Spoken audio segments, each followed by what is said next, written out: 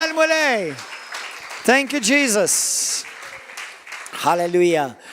Nilqakom eżiz aħwan Maltin u għawċin madwar Malta u għawdex u anka postijiet oħra naf f'pajjiżi diversi Maltin li jissegwu dan il-programm u jissegwu dan il-channel. Ringrazzjakom li intom edin mana l-lum u nemmen li din il-kelma ħadbirikom inħeġġak please konxjament kun aware ta' dak li ħajjinat. Ġifiri iftaħ widnejk on purpose. Iftaħ widnejk biskop li tirċivi l-kelma tal-mulej. Ok? Itlob miħaj minn qalbek issa stess. Itlob miħaj issa stess. U warajja ejda l-klim. Illu missir għaddejs. Għatini revelazzjoni. Arfin. Iftaħ li għanejja. Iftaħ li il-widnej spirituali tijaj. Niftaħ qalbi beraħ għal-kelma tijak u niddikjara li dak li nħan irċivi l-lum ħanifmu ħajtħol fl-ispirtu tijaj u ħajkompli jaħdem f'ħajti anka wara dal-messaġġ. Nirringrazzjak Spiritu Santu li ħataħdem fija f'isem Ġesu Kristu. Amen. Dal-aħħar il-mulej poġġi li ħafna f'qalbi biex nitkellem fuq il-qawwa tal-kelma ħajja f'ħajjitna. Illum ħamur pass ekstra. Tuni ċans sakemm nispiċċa l-messaġġ. Però li kieku ngħidilkom din il-frażi, inti illum il-prodott tal-kelma tal-Alla. Number 1, aħna nafu, f'Ġwanni 1, vers 1-4, li bħalma tkellimna qabel, Ġesu huwa l-kelma, fil-bidu kienet il-kelma kienet ma' Alla u l-kelma kienet Alla, u kull ma sar, xejn ma sar mingħajru. Tallimna u tkellimna kif Ġesu u l-kelma huma ħaġa waħda. Ma tistax tifret il-kelma minn Alla u ma tistax tifret Alla mill-kelma. Illum inti prodott tal-kelma tal-Alla. B'mod dirett. Xiġifieri għaliex Alla li krejak sinjal li inti ġejt maħluq biex bil-kelma tal-Alla. Meta ġejt maħluq għalkemm kull ma għamel ommok u missierek huma kkooperaw mal-liġi spirituali tal-Alla. Amen? Mhuwiex biss ommok u missierek biss li ġabuk fid-dinja. Għalhekk m'hemm ħadd li twiled bi żball għax bħalma tafu għaw bosta li jippruvaw ikollhom it-tfal ma jkollhomx.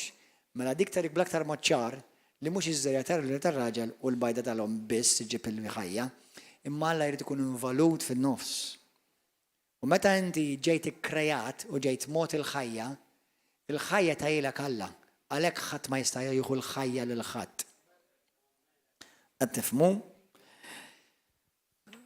Għalkemm ħafna Kristjani jgħidu li jemmnu l-Bibja, però ħafna ma jemmnux vera xi tgħid il-Bibja. Ħafna Kristjani jew konxjament jew mingħajr ma jirrealizzaw huma selettivi jażlu ġifieri x'jemmnu fil-Bibja. U jħarsu lejn il-Bibja bħal xi ħaġa biex jħarsu lejn il-Bibja meta jħarsu lejha jaraw biss dak li jemmnu. Qed tifhmuni s'issa? Jaraw dak li jemmnu. Għax diġà għandhom bħalma fehmtkom fil-lezzjoni ta' qabel nuċċali, allura qed jaraw il-Bibja minn dak in-nuċċali. U allura minflok jemmnu xtejt il-Bibja u jaqraw jew nkella jemmnu x'jaqraw imma jaqraw biss dak li jemmnu. Battu xi ħaġa s'issa? Qed naqbad. Il-passat tiegħek kien hawn inti nafu li huwa warajna. Kemm hawn minnkom tistgħu tbidlu l-passat tagħkom wara idej? Xejn. Jien hawn inti ma nistgħux inbidlu l-passat. Infatti, laqqas Alla ma jista' jbiddel il-passat. xejn ma nistgħu nbidlu fil-ħajja tagħna meta għandu jaqsam mal-passat. Għax dak li sar ma jistax jinbidel rigward passat. Il-passat huwa warajk.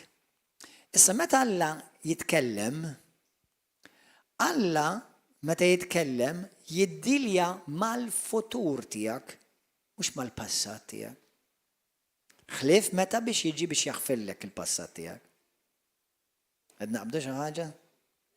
Meta jiġi għall-passat, Alla ħaġa waħda biss għandu xi jgħid fuq il-passat tiegħek. Maħfur. That's it. Imma għandu ħafna xi jgħid fuq il-futur tiegħek.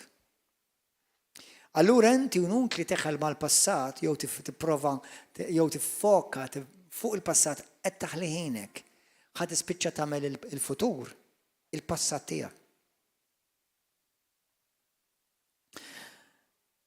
Ħafna mill-affarijiet li ġara ġraw fil-passat tiegħek xi darba kienu parti mill-futur tiegħek. Imma int ippermettejt lill-passat tiegħek jerġa' jirrepeti ruħu fil-futur. Ma qbadx id-destin ta' ħajtek jew ir-regli ta' ħajtek u jiena qed ħanagħmel fil-passat ħanagħmel bidla.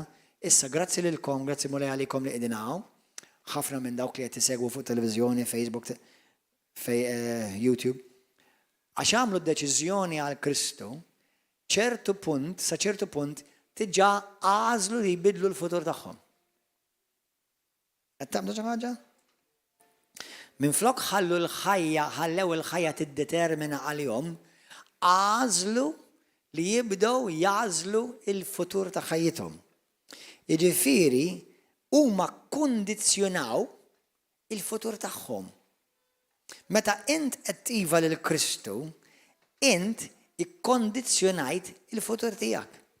Għall-aħjar, alleluja. Amen. Thank you Lord. Jekk hemm xi ħaġa fil-futur tiegħek li int ma tixtieqx,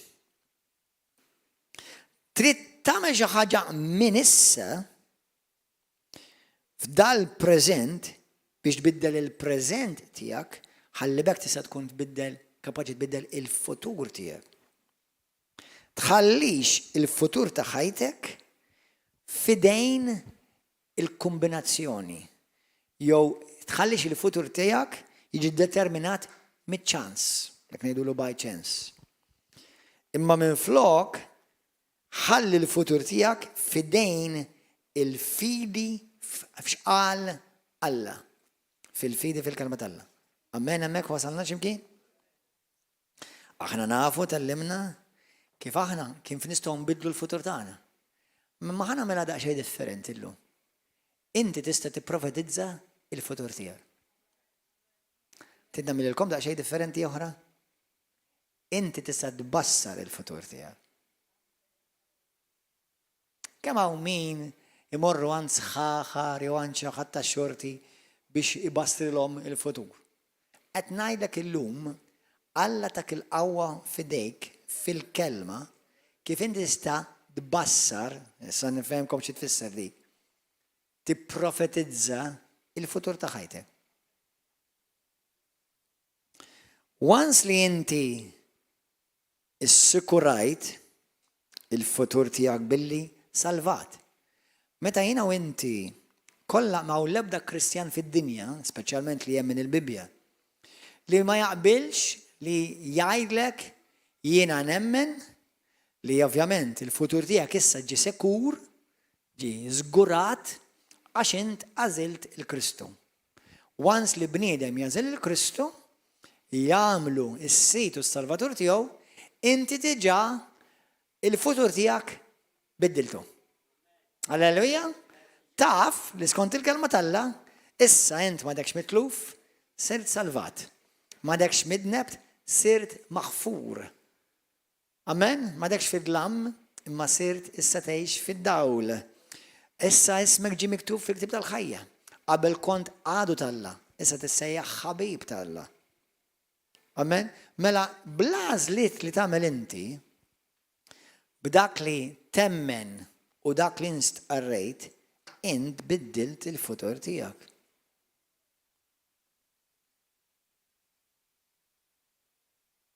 Para dik hija biss il-bidu tal-mixja Kristjana. Għaliex, once li inti issa issikurajt il-futur tiegħek fi Kristu fuq rigward ta' salvazzjoni, però ħafna Kristjani qatt ma avvanzaw iktar il-bot, iktar lilin minnek. U għalkemm huma salvati, jekk huma ta' Kristu, għalkemm jafu s-sadnu bitom maħfura, għax għandhom il-Ġesu, u twildu mill-ġdid, imma waħlu hemm. U xorta bosta Kristjani jibqaw jistragiljaw, ibatu, jistennew li l-affajt ħajnbidlu għalihom. Għal Ġesu, aħna nafu li uġi Ġwanni 10:10 ġi biex ikollok il-ħajja komplu. U l-ħajja bil-kotra, jew bl-abbondanza. Issa senna ftit. Jiena u inti żgur nafu Kristjani li bosta minnhom mhumiex qed jgħixu l-ħajja abbondanza. Issa mhux qed ngħidlek li l-għada neċessarjament ħa tibda l-ħajja abbondanza, tibda hemm proċess għax hija mixja proċess. Imma dawn jekk inti x'tip ta' futur għandek huwa fidejk. Inti għandek l-għażla, mhux jiddependi fuq ħadd ieħor, imma x'tagħmel int, x'temmen int, kif tinvolvi ruħek int, kif tipparteċipa int. Huwa instrumentali biex iġġib bidla minn issa fil-futur li Alla għandu lesta għalik.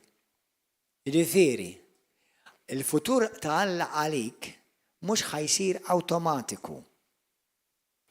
Hemm prinċipji fis-saltna li Alla jridek li inti tinvolvi ruħek fihom biex il-pjan t'Alla jitwettaq f'ħajtek.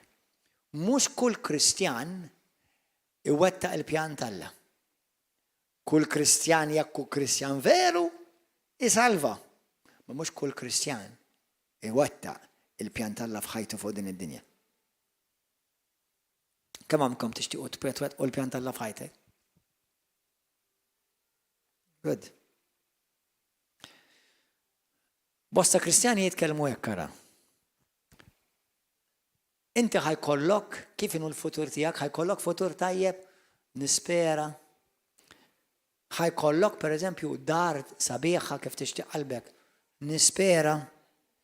Ħajkollok żwieġ tajjeb, sabiħ, sewwa, nispera. Ħajkollok job tajjeb, nispera. ħajkollok ir-raġel li tixtieq f'ħajtek jew il-mara li tixtieq f'ħajtek jekk għadek single, nispera. ħajkollok saħħtek fil-ħajja tiegħek, ħajkollok saħħa, nispera. ħajkollok paċi f'ħajtek, nispera. Ħanejdilkom dawk kollha li minnkom intom qed tgħixu nispera, tistgħu timmarkaw il-kalendarju tagħkom illum. U millum beda id-diżastru ta' ħajtek. Meta tgħid qed tispera, qed tibbaża fuq ħadd ieħor biex jagħmillek ħajtek. Qed tibbaża miċ-ċirkustanzi li tispera li jkunu favorevoli. Għadek ma qbadx ir-rigni, inti r-rigni qegħdin f'idejn ħadd ieħor.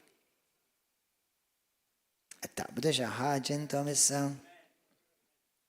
Mela meta jiena ngħid, nispera li ħajkolli xogħol tajjeb, nispera li ħammur tajjeb din il-ħaġa.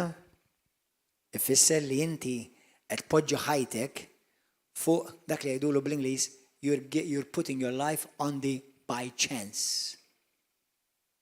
U meta jiġi għal ruħek u għal il-skop tal-la f'ħajtek m'hemm l-ebda ċans, ma tistax inti tgħid u hija saw nispera li l-affarijiet imorta. Le. Fid-dinja li ngħixu, ħafna drabi dak li inti tispera ħajseħħ il-kontra. Imma Alla dak iċ-ċavetta kif inti tista' jkollok futur u inti tista' tipprofetizza l-outcome tal-futur ta' ħajtek. U dinja biblika, believe it or not.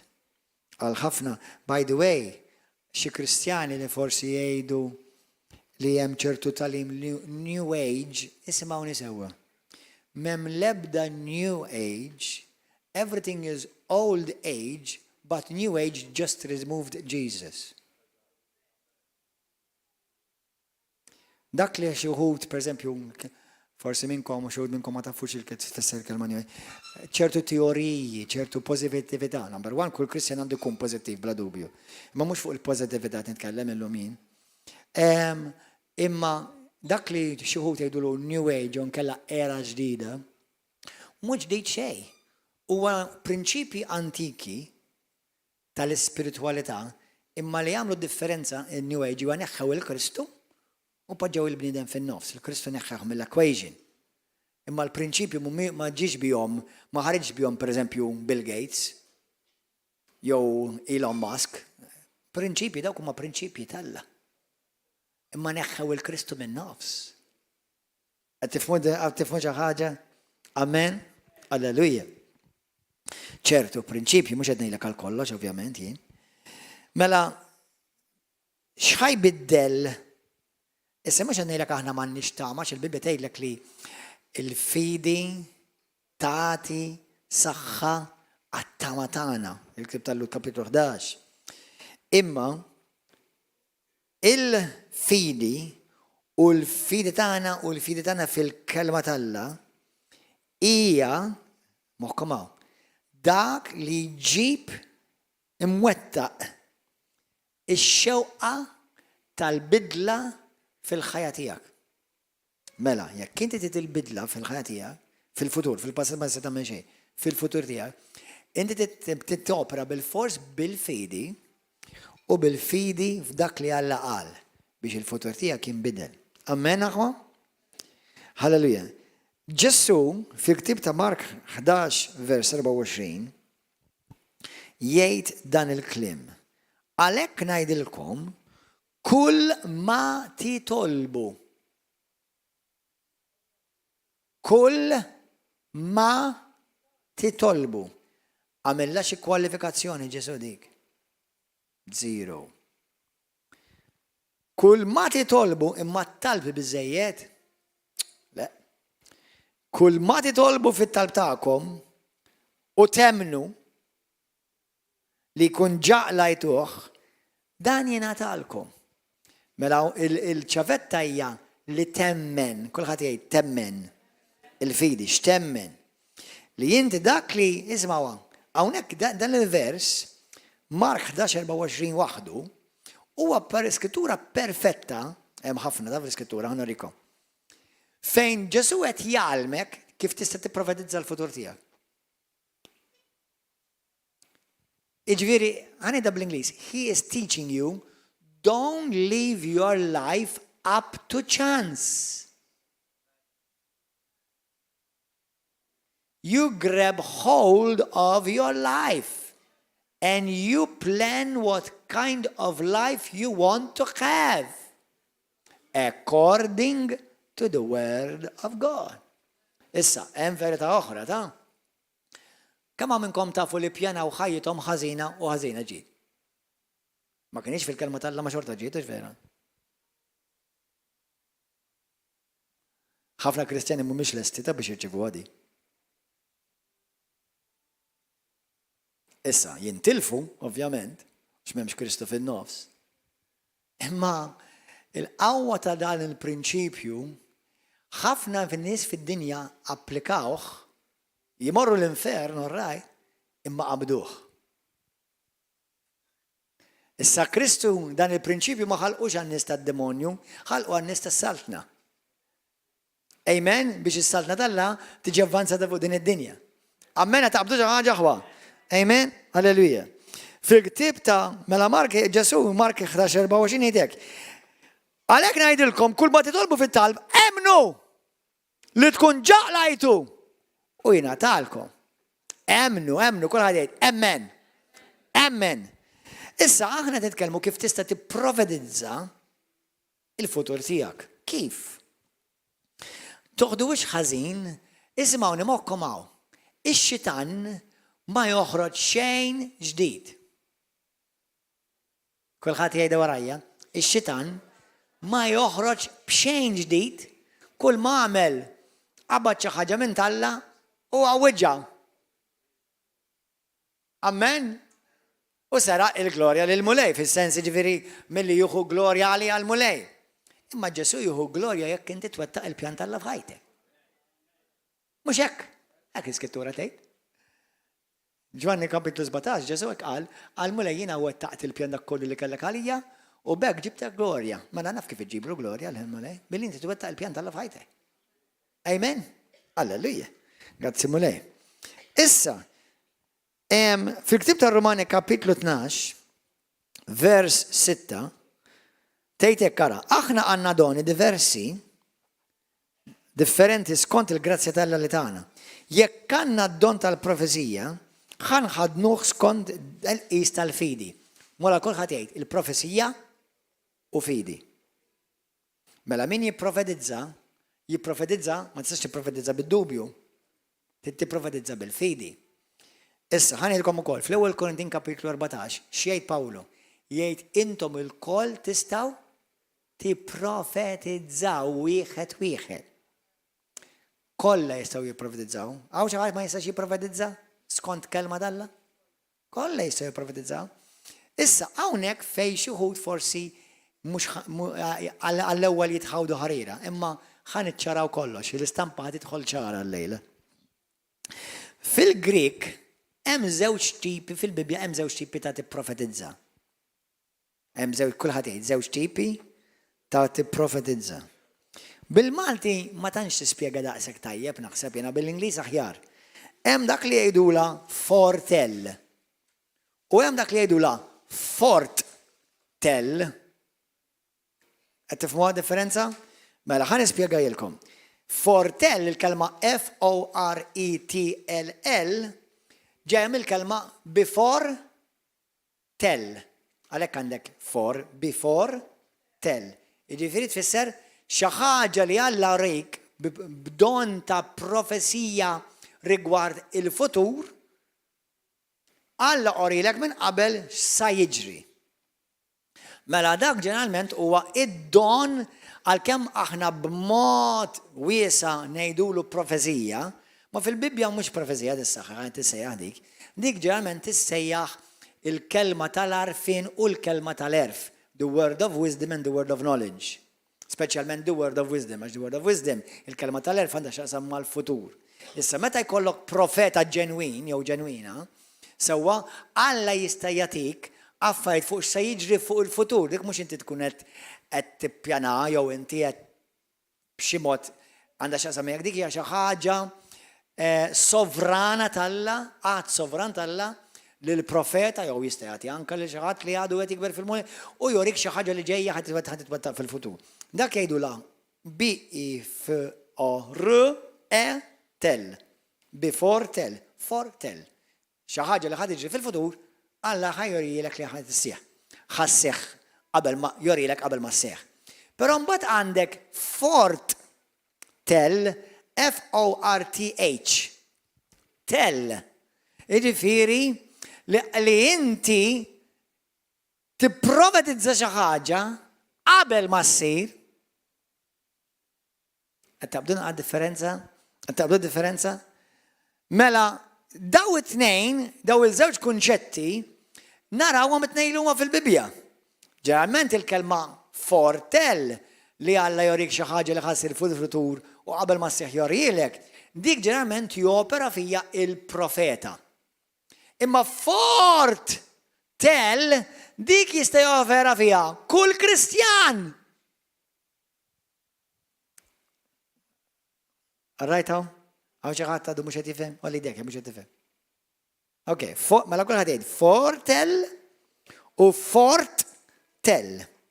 Il-kelma fortell tfisser to predict bl-Ingliż. Jiġifieri tara xi ħaġa qabel ma sseħħ. Fortell, xorta jgħidu la profezija fil-Bibja, hija li inti qed tipproklama u qed tippubblika xi ħaġa. To proclaim bl-Ingliż. Issa, ħantikom eżempju ta' fortel, tipprofetizza ġifieri qabel ma seħħ, inti tipprofetizza biex isseħħ. Qed tifhmu xi ħaġa hawnhekk? Mela din hija fil-kelma talla tfisser li għandek sitwazzjoni inti. Għandek sitwazzjoni fejn inti tipprofetizza, tirrilisja, tipproklama il-kelma talla fis-sitwazzjoni. Il-kelma talla tirrilisja fuq is-sitwazzjoni. Amen? Ħallu rikom fil-ktib ta' Ezekiel, morru ktib ta' Ezekiel 37. Tħabbilx rasek għax l-Ispiritu Santu ħajjalmek kollox.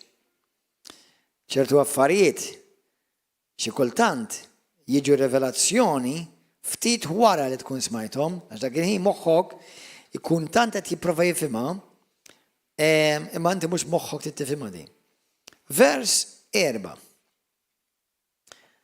Eżekiel kapitlu 37, vers 4. Hawnhekk għandna sitwazzjoni fejn Alla wera lill-Eżekiel il-kundizzjoni tal-poplu tiegħu. X'rorieħ? Orrieħ wiet mimli Adam. Sewwa Alla wera lill-Eżekiel wiet mimli Adam. Issa ma wiex għamel Alla. Alla qal lill-Eżekiel: "O bniedem, jista' dan l-Adam jerġa' jieħu l-ħajja? Jien weġibt sidi mulej dan int tafu." U għalli ħabbar, dik il-kelma hija fort tell. Qed norik sitwazzjoni. Is-sitwazzjoni qiegħda kera. Imma jiena nbiddilha din is-sitwazzjoni billi inti ridek tħabbar tipprofetizza fis-sitwazzjoni biex is-sitwazzjoni tibdilha. Qed taqbdu d-differenza? Alleluja. Allu ħabbar, ipprofetizza li dan l-Adam u għajdlu o Adam niexef. Isma l-kelma tal-mulej. Ek għal sid il-mulej, ara jinsan ġib fik ir-ruħ interġetajx. Ħantukom eżempju di fejn ara taħdem f'ħajti. Ezekiel 37. Meta jgħan intom, kamaw minnkom fiqtu l-lejla? Fiqt. Kamaw fiqt. Għanara, minna għalli dekku, minna xie 10 l-lejla. Situazzjoni u jena i-profetizzajt, ħabbart, ma nażawhom ġal-klim ġeneralment, imma dak li għamilt. Ir-rilisjajt il-kelma talla fis-sitwazzjoni biex tbiddel is-sitwazzjoni. Kapix? It-tabib jiġi fuqek u jgħidlek għandna trouble. Tittamel hekk u hekk. U inti taf il-kelma talla, taf il-wedit ta' Kristu. U inti taqbad il-kelma talla u tirrilisja il-pjan talla, il-kelma talla hija l-pjan talla fis-sitwazzjoni. Biex dak li t-tabib għallek jimbidel. U l-pjan talla iseħħ. Dik jgħidula bl-Ingliż, bil-Malti xorta tħabbar tgħid. Ħabbartni, bl-Ingliż ukoll professaj ukoll, imma bil-Ingliż tista' tagħmelhom tiddistingwihom. Waħda for tell u l-oħra fort tell. Amen aħwa? Qed nifhmu issa xi ħaġa? Grazzi mulej. Alleluja. Glorja lil mulej. Amen. Mela hawnhekk qed jgħidilna sew Rumani kapitlu 12 u sew l-ewwel kont kapitlu 14. Pawl jgħidilna li aħna kollha. Issa li kieku kienet biss għall-profeti di, mhux kollha, għax aħna mhux kollha għall-profeta. Imma din it-tip ta' profezija ta' tħabbar hija għal kull Kristjan biex inti tista' tbiddel il-futur tiegħek u hekk kunet tipprofetizza il-futur tiegħek. Amen. Alleluja. Alleluja. Thank you, Jesus. Gloria l-mulej. Ħankomplu. Mela aħna naraw l-Ezekiel jipprofetizza Allora f'sitwazzjoni ipprofetizza l-kelma talla u dak li der impossibbli sar. U sar possibbli. Jiena u inti l-istess naqbdu l-kelma talla sewwa u mmorru kontra iċ-ċirkustanzi biex inbidlu ċ-ċirkustanzi, s-sitwazzjoni biex inġibuha in line mal-pjan talla għalik. Amen? Issa. Meta aħna nitkellmu fuq foretelling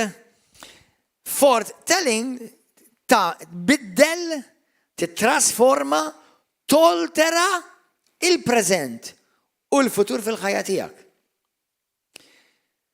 Għax inti tkun qed trisja tipproklama il-kelma talla fis-sitwazzjoni ta' ħajtek. Foretelling tħabbar, profetizza, imma il-kelma for, jiġifieri before telling, kull ma tagħmel tirrevela l-futur. Tirrevela l-futur. Jiġifieri mela jiena u inti imsejħin biex inħabbru l-ewwel Korinti kapitlu 13 minn vers 1 sa 3 jgħidlek Pawlu, aħna nipprofetizzaw, aħna kollha nistgħu nipprofetizzaw, u meta nipprofetizzaw, jekk taqra l-komplement tal-kapitlu 14 l-ewwel Korintin, inti tipprofetizza biex tibni, biex issaħħaħ, biex tġib komfort, biex iġib bidla f'ħajtek, biex iġib bidla fis-sitwazzjoni ta' ħajtek u ta' madwarek. Amen? Mela jiena u inti, b'dak li l-mulej qed jallimna, qed jgħidilna, jiena tajtkom il-qawwa biex inti tipprofetizza u tħabbar ħajtek minn qabel. Għandek eżempju, aħna hawnhekk konna bosta nies li jiġu jkunu marru għand isħaħar. Meta s-saħħara, moħħkom hawn, this is very interesting. Kulħadd jgħid warajja, ix-xitan m'għandu xejn ġdid. Ix-xitan kull ma jagħmel jikkopja lil Alla biss. Amen? Ftakar Alla huwa l-kreatur, ix-xitan mhux kreatur. Ix-xitan is a very good imitator. Okay? Imma ovvjament ma jagħtix glorja għal Kristus gu u jippervertija xi ħaġa. Meta inti tmur għand saħħara moħħkom u tgħidlek qed nara marda. Inti minta? Ippreparajt ruħek ħadd imrat? U taf li vera, dak li qalt li vera sar. Dak mhux għax rat il-futur, dak xi ikkondizzjonat lek il-futur. Eżatt. Seħħtitek int qbilt magħha u ddikjarajta u bdejt tgħixha. U saret ir-realtà ta' ħajtek. Issa inti taħseb li x-xitan ħareġ biha dik ir-realtà. X'nagħmlu jekk naqbdu l-kelma talla u jiena lejna jgħidlek li int ħajkollok suċċess u li inti ħadd u qed nara fejqan ġej fil-ħajja tiegħek. Inti x'tibda tagħmel qalbek tifraħ, tibda tipprepara ħadd fiq, terġa' tibda toħloq fil-ħajja tiegħek u f'daqqa waħda tgħid passer taf li fiq. Kont profeta. Iva, imma mhux bħalma taħseb int profeta, għalkemm jista' jkunu Alla jtini grazzja li nista' nopera f'dak il affiċċju. Ma mhux dak it-tip ta' profeta, dak huwa tip ta' profeta li anke inti tista' topera fih. Qed tipprofetizza ħajtek. Halleluja, glorja lil mulej. This is powerful, aħwa. This is powerful. Għax ma tagħmilx differenza sta x'tagħmel x'qartlek in-nanna u t-tija u l-kuġina u l-ex husband u l-ex wife, issa ma tagħmel differenza għax issa taf li l-futur hija f'idejk. Speċjalment fi Kristu. Qed tifhmuha. Alleluja, l-futur huwa f'idejja. Jien ħajkoll il-futur tiegħi skont ma nixtieq jien dejjem bħala Kristjan fi Kristu. Li kun m'iniex Kristjan u naf dan il-prinċipju xorta napplikah. Għax huwa prinċipju li jaħdem. Ma mhux għax huwa New Age, huwa biss prinċipju ta' saltna spirituali li x-xitan ippervertijah għal ħafna sfortunatament. Amen? Halleluja. U bħalma tgħid dik id-diska sabiħa, I went to the enemy's camp and I took back what he stole from me. Ġiri smajtuha dik id-diska? Xi darba mill-inna, brother Matthew u brother Domenico, San Domenico. Alleluja. That's true. Ix-xitan jiġi biex jisraq dak li Alla tak. Amen. Halleluja. Gloria l-mulej. Amen. Dawn huma etnejluma huma atti ta' profetizzar, etnejluma huma profezija. Amen. Imma waħda minnhom il-foretelling m'għandix it-tip ta' revelazzjoni divina meta Alla jagħti kelma profeta fuq rigward futur. Kull manda li għandha hija kliem tal-Alla miksija mhux imħawda maġna mal-fidi u r-revelazzjoni tiegħek. Taqbdu xi ħaġa hawnhekk? Is-sekk tgħid li pastor difi għal ħame, erġa' mur ismaqha. Erġa' mur ismaqha. Amen? Grazzi mulej. Meta aħna nitkellmu fuq rigward foretelling tħabbar il-futur tiegħek, aħna primarjament li qed nagħmlu hija qed nirrilisjaw il-kelma tal-Alla mimlija fidi li hija ispirata minn Alla u qed nitkellmu taħt ispirazzjoni tal-kelma tal-Alla fuq ħajjitna, fuq oħrajn biex aħna nibnu, biex aħna ninħeġġu, biex aħna ninkoraġġu u nibdlu sitwazzjoni li jista' jkun forsi kienet vera ħadd mur allar fil-ħajja tiegħek. Amen. Kulħadd jgħid warajja jiena nitkellem nirrilisja kliem ta' fidi biex nimbiddel il-futur dak li d-demonju irid ikolli. Imma l-kelma tal-Alla fommi mimlija bil-fidi dibiddel il-futur tiegħi fis-sem Ġesu Kristu. Il-kelma tal-Alla f'qalbi u fommi tiddominali ħajti, iċ-ċirkustanzi u s-sitwazzjoni tiegħi. Jien niddikjara rebħa u vittorja fuq il-ħajja tiegħi fi Kristu Ġesu. Amen. Halleluja. Gloria l-mulej. Amen. Thank you, Lord. Din hija t-tip ta' fidi. Hija t-tip ta' profesija bil-fidi. Tinsiex, kull min jipprofetizza bil-fidi. Hija li tagħmel miraklu jseħħ. Tagħmel fejqan jappari. Tagħmel demonju jitkeċċa. Meta aħna nitkellmu bil-kelma tal-Alla u niddikjaraw il-futur tagħna u nirrilisjaw il-futur tagħna. Ħanilkom aħwa. Jumejlu rajt fuq Facebook fuq grupp partikolari li m'għandhomx ħiel ta' fidi. U kif topera l-fidi biblika. Qalu għax kana ċertu Kristjani jaħsbu li meta jiddikjaraw titolbu. Meta aħna niddikjaraw x'qal Alla, inti qed titlob u qed trisja tiġi għall-pjan tal-Alla li jrid iseħħ fuq din l-art. Mela toqgħod titolbu, please change me, please do this, please do that. Makke. Dak mhux Kristjaneżmu, dak huwa pappagallizmu, dak huwa paganizmu, dak huwa janqos minn kull qattra ta' revelazzjoni li hemm fl-Iskrittura. Amen, jina wintix għalenna Ġesu, jitolbu biex is-saltna tiegħi tiġi fuq dil-art bħal medda fis-sema, jitolbu biex ir-rida tiegħi ser u x'inhi rida tal-Alla. Aqbad il-Bibja minn Ġenesis l-Apokalissi dik hija rida tal-Alla u kull meta tiddikjara minn fomok bil-fidi u b'revelazzjoni issaħħu sir. Dak ħalleluja li jrid. Halleluja. Halleluja.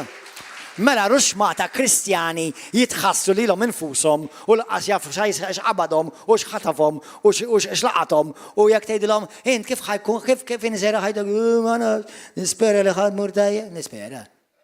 Inti qajt ma' Ġesu qalbi.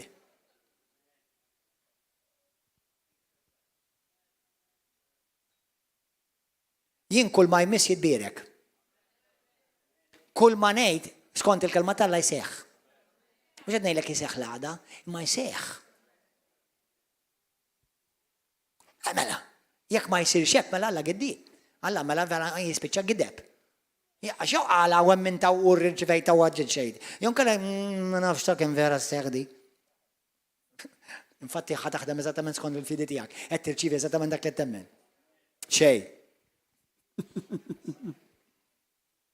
Amen aħwa. Halleluja. Gloria lil mulej għaddis. Amen. Mela jina u inti biex irridu nbidlu l-futur, irridu nirrilisjaw, nipprovedizzaw, nistqarru, nħabbru il-kelma talla biex il-futur tagħna jinbidel. Amen, aħwa? Ismawa, f'Mark kapitlu 14, kapitlu vers 14, Ġesu qal li żerrija hija l-kelma talla. Sewwek? Tiftakar fuq il-bidwi żerrija, Ġesu tkellem fuq il-bidwi żerrija u Ġesu tkellem fuq 4 tipi ta' żerri. Sorry, mhux 4 tipi ta' żerrija, 4 tipi ta' artijiet. Iż-żerrija kienet l-istess għal kull għall-erba' li huma. Mela bħal ma ħadmet f'waħda se ħadmet fl-oħrajn. Għaliex ma ħadmitx fl-oħrajn biex naqdaqilkom fil-qasir, issa ħanejdilkom. Mela aħna nafu, kemm minnkom intom ġieli żrajtu żerrija? Għawxin? Stennejtu li jsih xi ħaġa jew ġestet kemm għandi żerrija sabiħa. Pasar tiġi tara ġnien, għandi ġnien mimli żerrija jaraħ kemm sabiħ.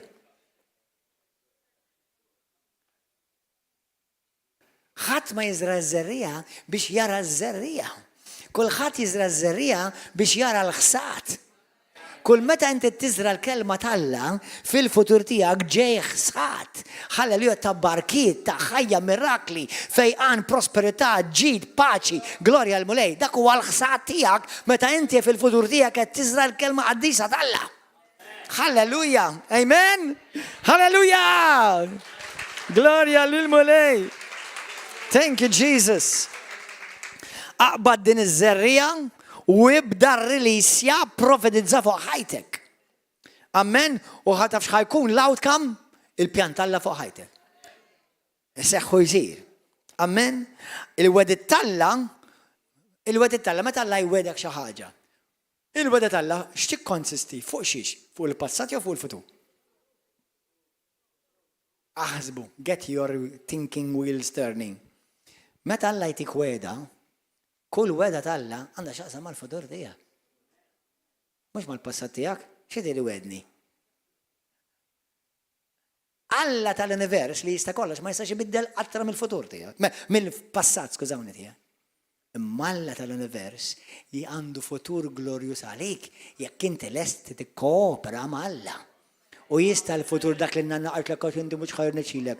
Għax il-papa qallek għax inti aħna ma qatt ma jirnexxilna f'xejn.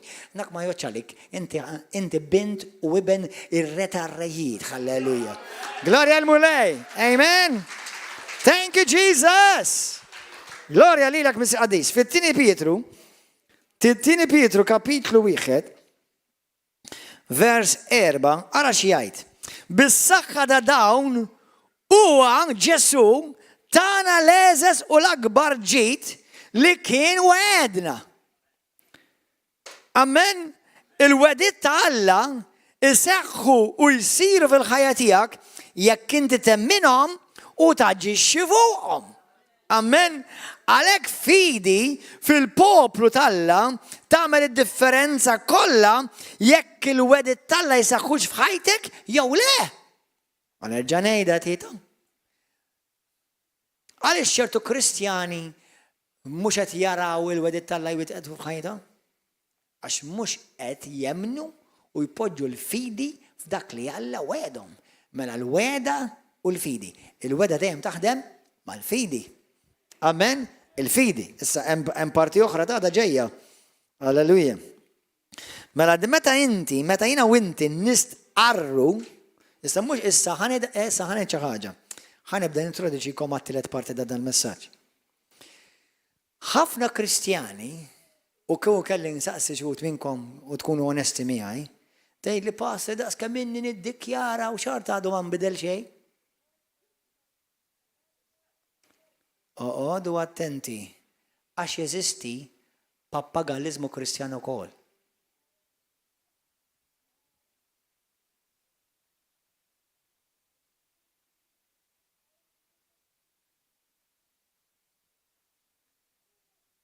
Alla ma jgħidlekx biss ġast tiddikjara l-Bibja ta' jew l-kelma. Hemm 3 prinċipji biex il-weda talla jseħħu jsir f'ħajtek. Għax Kristjani għax semaw il-Pastor Gordon jew il-Pastor ieħor jew Ministru talla ieħor, illa kemm toġob din il-messaġġ ħan nipprova. Le qalbi tipprovajiex, żgur mhux ħadaħdem. Daw l-affarijiet ma jseħħux għal min jipprovhom. Issa ngħidlek kif iseħħu f'ħajtek, ħalli ma tibqax diżappuntat jekk inti smajtx messaġġ fuq il-linja ta' dan it-talim u inti tgħid ma xejn qed niddikjara.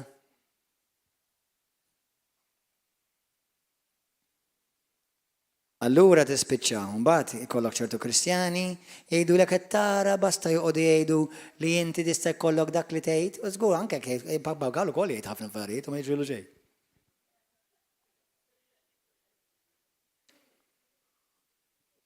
Xi balalu qabad parti mill-messaġġ. U għala daw da jagħmlu dak parti żgħira mill-messaġġ u inti għażel tapposta biex inti minn għalik tiżżoffjetta bin-nies tal-fidi.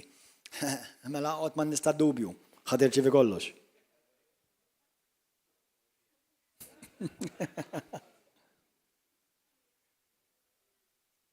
Xi kultant jien nitbellaħ kemm nara u nisma' affarijiet fuq YouTube b'nuqqas ta' integrità.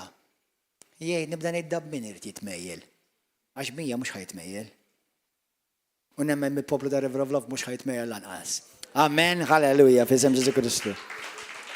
Amen. Thank you, Lord. Amen. Mela il-wedit talla kulħadd jgħidu. Il-wedit talla iseħħu fil-ħajja tiegħi jekk jien nemminhom u naġixxi fuqhom. U l-fidità tiegħi fil-kelma talla tagħmel id-differenza. Issa, id-dubju u l-biża' joqtlu l-kelma talla u jġibuha bla effett. Lut kapitlu 4. Għalkemm semaw il-kelma talla, imma ma miżwithom l-ebda taġid għax m'hemmnuhiex. Mela l-kelma talla mhux il-kelma talla waħda.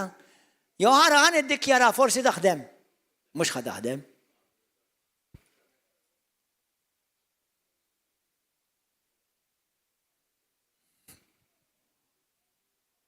Amen. Meta jiena u inti nistqarru l-kelma talla u nipprovedizzaw il-futur ta' ħajjitna sewwa, jien qed ngħid dak li Alla qal. U dak li Alla qal ħajseħ. Amen. Meta jiena qed nistqar, pereżempju aħna meta ngħidu l-kelma konfess, anke konfessatura, u min jgħidu l-konfessatura jgħidulu bil-Malti x'jgħidu? X'jgħidulu? Konfessjonarju. Confess jiġifieri li tfisser tipproklama. To proclaim.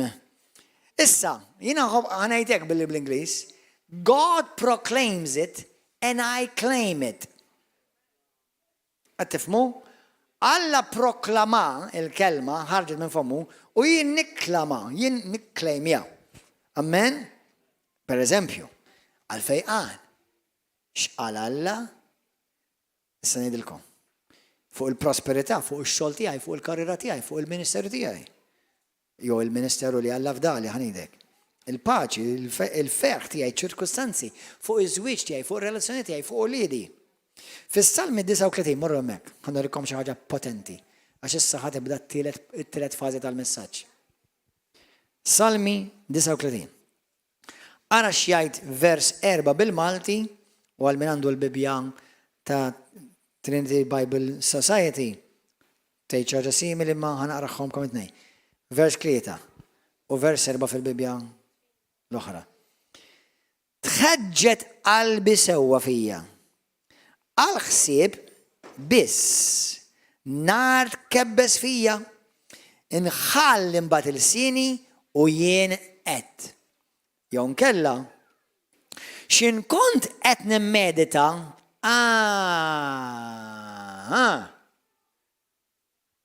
tkebbes in-nar fija. U mbagħad kellem il-sini u jien qed u jien stqarrejt. Mela ħafna Kristjani qabdu l-biċċa li temmen, qabdu wkoll li tistqar imma qabżu xi ħaġa importanti. Ma hemmx revelazzjoni għax ma hemmx meditazzjoni. Qed tifhmu kull ma hemm pappagallizmu u għalhekk ma din il-biċċa tal-fidi ma taħdimx, mhix vera. X'ma taħdimx. Jekk imma taf xeddej li inti minn għalik li għamil point 1, point 2, point 3, li għalbi, memx revelation. Għalhekk inti biex tara d-differenza f'ħajtek, x'mhemmx rivelazzjoni f'ħajtek. Mela number one, infakkarkom xtejt l-Iskrittura, ġwan f'Mattew kapitlu 16, Ġesu x'qal jiena fuq din nibni l-Knisja tiegħi, fuq xiex? Fuq ir-revelazzjoni. Mela l-Knisja ta' Kristu, minnu għaw xaħat il-Knisja ta' Kristu, għalli dek, jek inti l-Knisja ta' Kristu. Halleluja, dak l-oħrajn il-lejla, we welcome you to the Church of God. Mela number one, il-Knisja vera ta' Kristu hija mebnija fuq ir-revelazzjoni ta' minnu Ġesu u ta' x'qal Ġesu. Amen? Dik hija r-revelazzjoni, dik hija l-blata li Kristu qal fuq din nibni il-Knisja tiegħi u s-sisin tal-infern ma jelbowix batta dik għal dik preaching waħda oħra. Immaġina, ir-revelazzjoni tal-kelma tiegħek l-ebda s-sisin qawwa tal-infern ma tista' tirnexxi kontra tiegħek.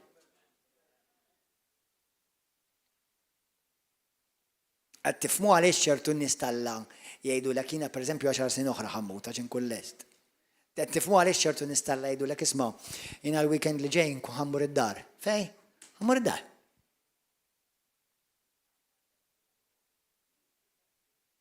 Għad tifmu inti għaliex ċertu nies Alla jitkellmu b'konfidenza.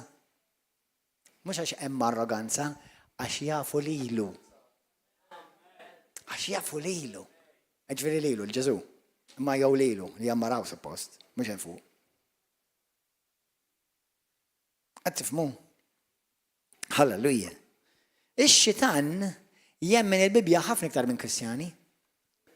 Għax kull meta nikmandaħ biex joħroġ mal-ewwel jemmen għall-Bibja sta tal-ġejn. Għall-bliegħ kemm jemmen għall-Bibja.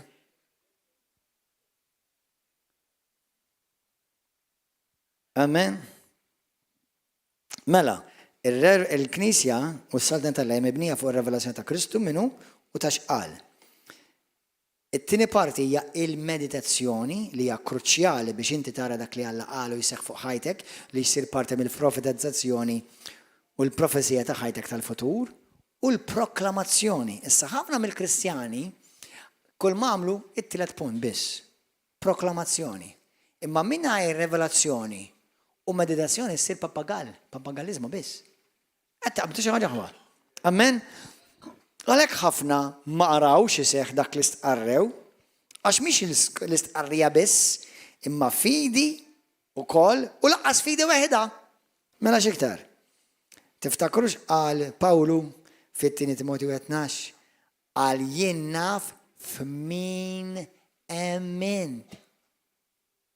I know in whom I have believed.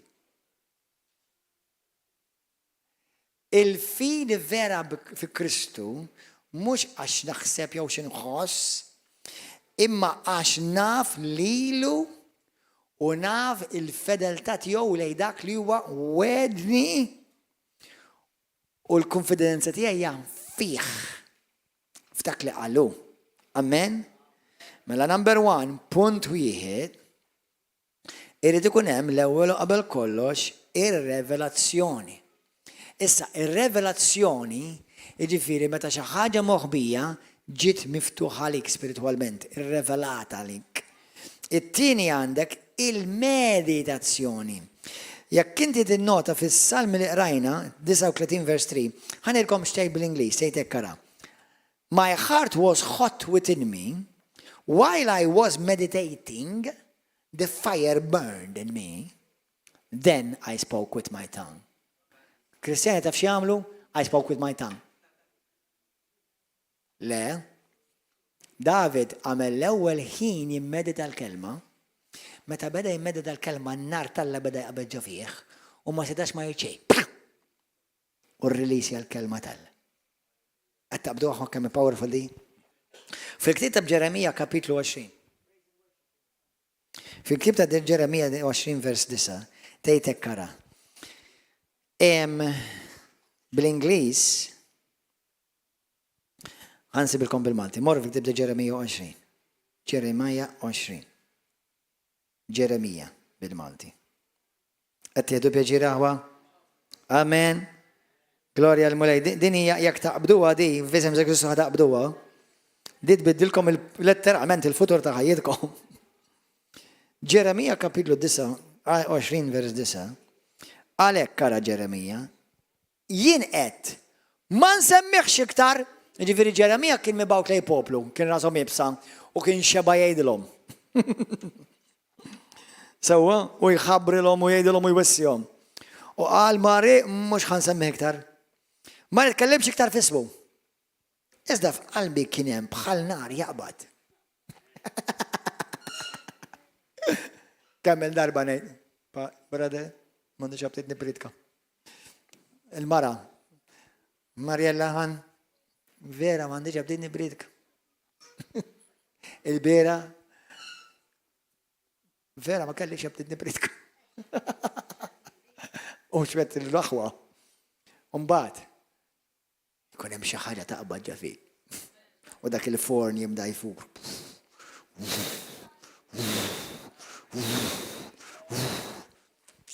Mbagħad kif tiftaħ fommok jimmanifestaw id-demonji. Ifiqu n-nies. Qed tifhmu qed taqbdux qawwalla f'daq kbira lilek. Amen aħwa. Halleluja. Kemm il-darbet ara ħammorru nintaqa' ma ħanejdlu xejn m'għandix abdit, ħallih mill-infern.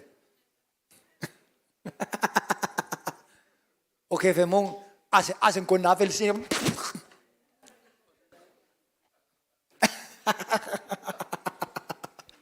Amen aħwa. Halleluja. Ara x'qal Ġeremija. Qal iżda f'qalbi hemm bħal nar jaqbad, maħluq f'għadmi. Amen, ejjejt inżomm maħluq ġovija, magħluq u ġovija. Ma niflaħx aktar għalek nitkellem. Amen aħwa. 3 affarijiet. Revelazzjoni.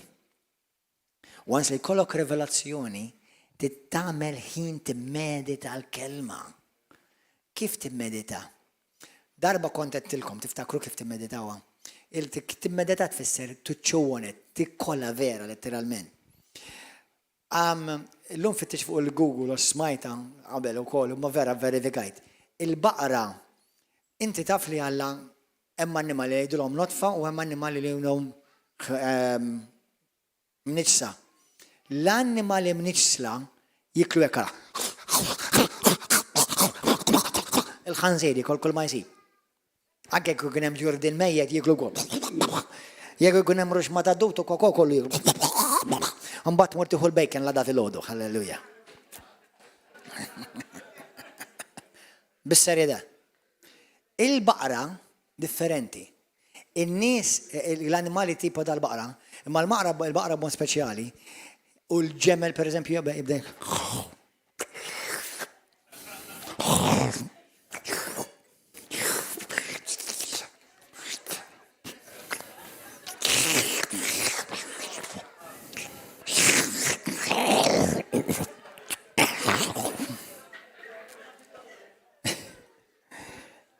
il-mulej iridek li inti taqbad il-kelma u tomoda sew.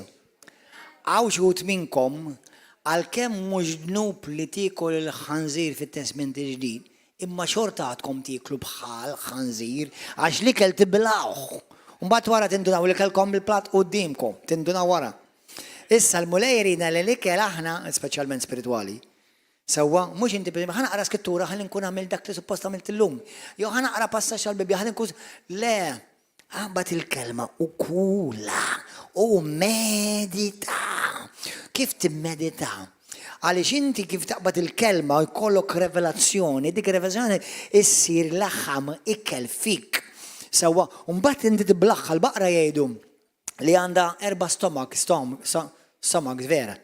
Allura tnizzel l-ikel, mbagħad titfgħu xi kompartament, u mbagħad id-dipartiment liħor jew li l-istess wieħed ma nafx eżattament.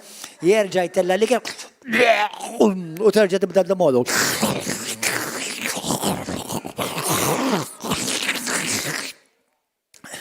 Ismawni, imma mbagħad meta ngħidlek f'isem Ġesu Kristu kun fajja!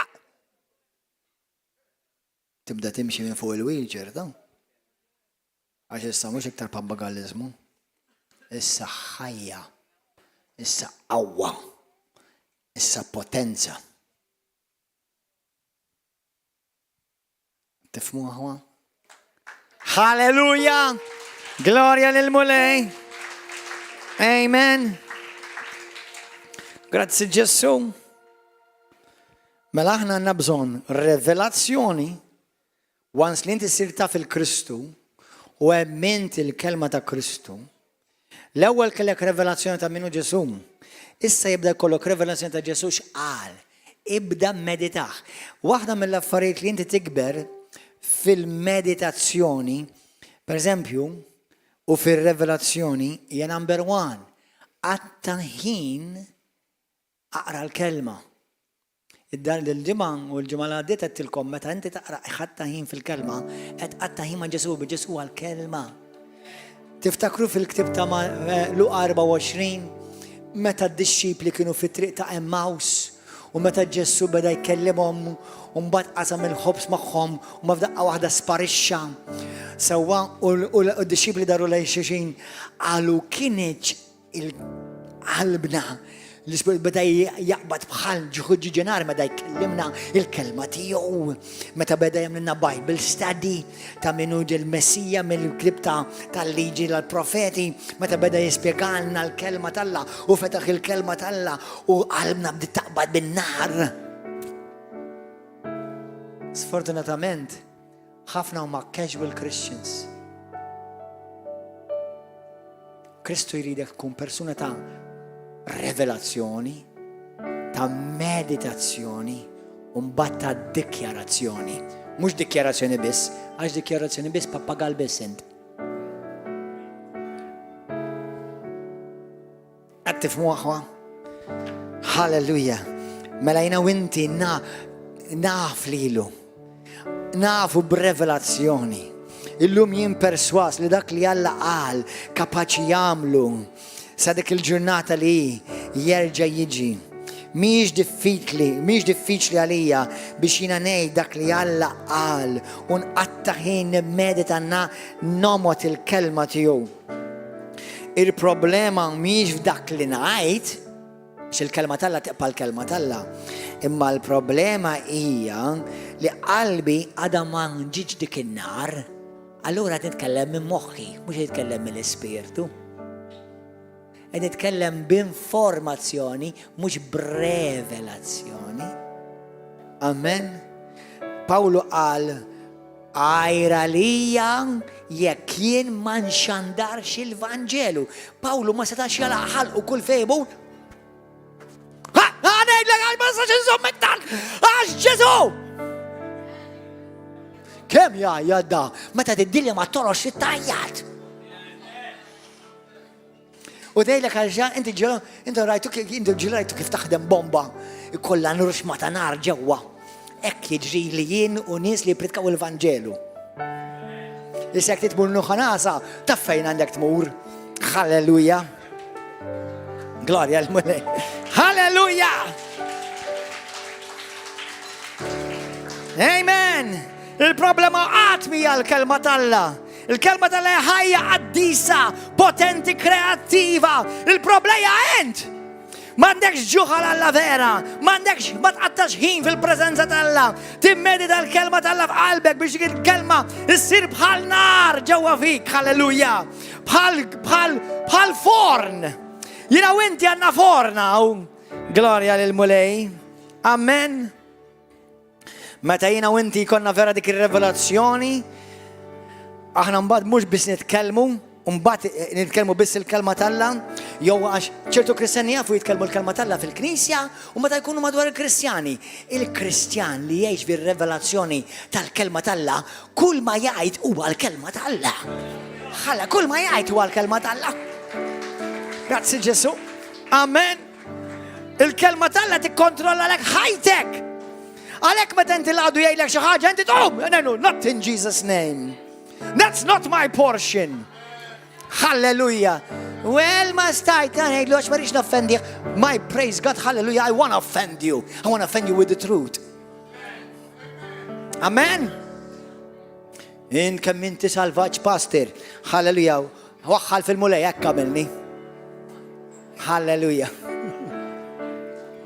Amen. Ejja nqumu blufa. Amen. Glorja l-mulej. Mela mhux nitkellem, mela kulħadd jisma' sew, mhux nitkellem l-ewwel.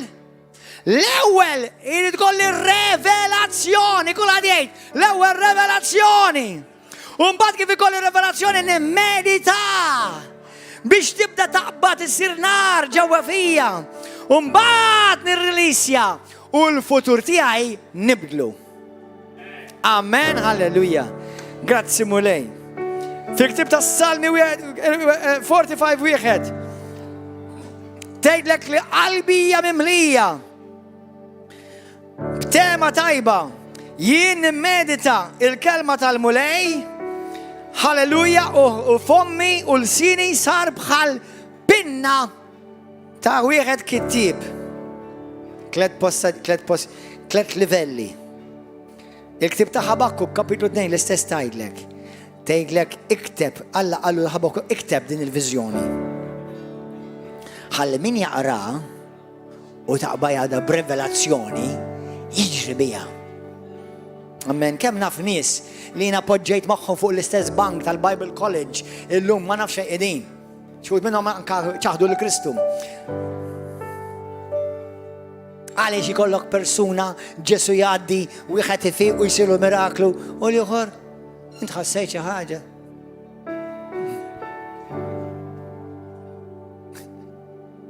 Qed tifhem aħwa? Meta jkollok revelazzjoni tal-kelma qadisa d'Alla, immedita fik, irrepetija fuq ħajtek, iddikjara fuq ħajtek lew dik il-kelma. Halleluja. Xi ħaġa tliet affarijiet li jgħinuk tikber fir-revelazzjoni ftit sekondi oħra. Number 1, infakkarkom li Efesin kapitlu 1, Pawlu għal xejn ma talab għal Kristjani ħlif ħaġa waħda. Xiex? Li jkollhom revelazzjoni. X'inhi revelazzjoni? Ta' minu Kristu, x'għamel Kristu għal-jom, tal-wirt kbir li hemm lest tal-jom li diġà jammar fihom u tal-qawwa t'Alla. Amen. Kull jum kif ħanikber fir-revelazzjoni? Kull jum itlob l-Alla għatini revelazzjoni mulej. Aktar Pawlu għal-qaddisin, għal-Kristjani, għatini revelazzjoni tal-kelma tiegħek. Għatini revelazzjoni ta' Ġesu. Għatini revelazzjoni ta' Ġesu. Amen. Kull jum. It-tieni ħaġa, aqra l-Bibja. Taqra jiex bħal xi fast food restaurant. Tipprova xejn tara naqra 5 paġni kull jum. Tajjeb jekk irnexxilek timmeditom. Maħjar tgħid ħanaqra passaġġ u ħanimmeditah. Ħanħalliha tkellimni l-kelma. Ħassir revelazzjoni mhux informazzjoni. Inti tista' tkun taf l-istejjer kollha bid-dettalji bid-dati kollha tal-Bibja u ma jkollokx qatra revelazzjoni. Amen. Għallek meta studja l-kelma, meta tagħmel il-courses tal-Bible College, studja l-kelma. Anke intom li tiġu hawnhekk erba' sibtu l-ħadd, ġibu notebook. Iktbu ħud in-noti. Ħalli meta tmur id-dar, hekk konna nagħmel jien, konna nerġa' ngħaddi dawk in-noti. Konna nerġa' ngħaddihom dawk in-noti. Tkun, skużi l-kelma, espressjoni bażwija, skużawni li ngħidilkom, tkun ħanżir għall-kelma t'Alla, tkun bil-ġuħa, Amen. U t-tielet ħaġa li tista' tagħmel, di ma tagħmelix di waħda di tittamela mal-komplementat li oħra li għetlek. Sewwa revelazzjoni ta' minnu Ġesu, itlob il-mulej għatik revelazzjoni kuljum. It-tieni hija għatta ħin fil-kelma aqra, studja, qalleb, fittex, dig. U t-tielet ħaġa, itlob fl-Ispirtu. Fl-ewwel Korintin kapitlu 14 tgħidlek meta aħna nitolbu fl-Ispirtu, aħna qed nitolbu misteri. Imma dawk il-misteri mbagħad isiru revelazzjonijiet. Issa jekk inti ma tafx il-Bibja, li x'ħaj jirrevelalek l-Ispirtu Santu. Tkun taf il-kelma, ma tistax tgħid għax jiena nitlob l-Ispirtu Santu biss. L-Ispirtu Santu x'ħaj jirrevelalek. Tittatih il-kelma biex il-kelma iġiba revelazzjoni f'qalbek, amen? Halleluja. Glorja l-mulej, kulħadd jitlob miegħi Missi Qadis.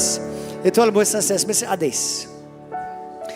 Għatini mulej revelazzjoni ta' minnu Ġesu.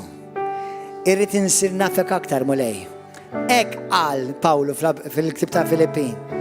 Għatini revelazzjoni ħansir nafek aktar Ġesu. Għatini mulej revelazzjoni tal-kelma tijak mulej, ta' minu Ġesu, tal-wedit ta' Ġesu, tal-kelma ta' Ġesu. Għatini revelazzjoni ħalli nsir naf xwirt kbir hemm fija fi Kristu Ġesu. U tal-qawwa talla li teżisti fija mulej. Għatini revelazzjoni.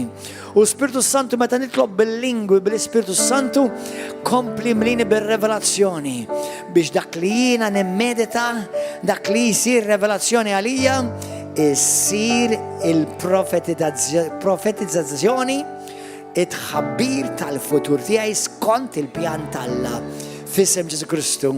Halleluja! Amen! Halleluja! Me, l-ikla l-esta. Jak tidu ktara jawada. Għalli, għaw xaħat il-lejla jgħati ħajtu l-ġesu għall-ewel darba. Għaw xaħat il-lejla jgħati ħajtek il-ġesu l-ewel darba. Għalli jdek tixi s-salva, titwilet minn ġdid, glorja l-mulej. Halleluja! Għaw xaħat tiħor jgħati ħajtu l-ġesu. Min iktar jgħati ħajtu l-ġesu. Jekk inti fuq YouTube, Facebook, tixi ħajtek il-ġesu Kristus sa stess. Tixi s-sir taf, u għajdi talba warajja. Kulħat għajdi talba warajja minn qalbek. Għajdlu Missi Qadis. Grazzi ta' Ġesu Kristu. Nemmen b'qalbi kollha li Ġesu għalli bentala l-ħaj. Irrid insirna fek aktar mulej. Nemmen li inti mittalija fuq is-salib. Permess tal-mewt u l-qawmin tiegħek insalvajtni. Ejja f'ħajti mulej. Imlini bil-Spiritu Santu. Imlini bil-paċi tiegħek. Imlini bil-mħabba tiegħek. Millum il-qoddim mulej ejni ħalli xalik. U użani għal-glorja tiegħek. Illum jien ta' Ġesu Kristu ta' Nazaret. Għal-glorja tiegħek bissir. Halleluja! Amen! Glorja l-mulej. Halleluja. Il-paċi ma'kom, narawkom aħwa, il-mulej kompli jimlikom u jisaxħakom.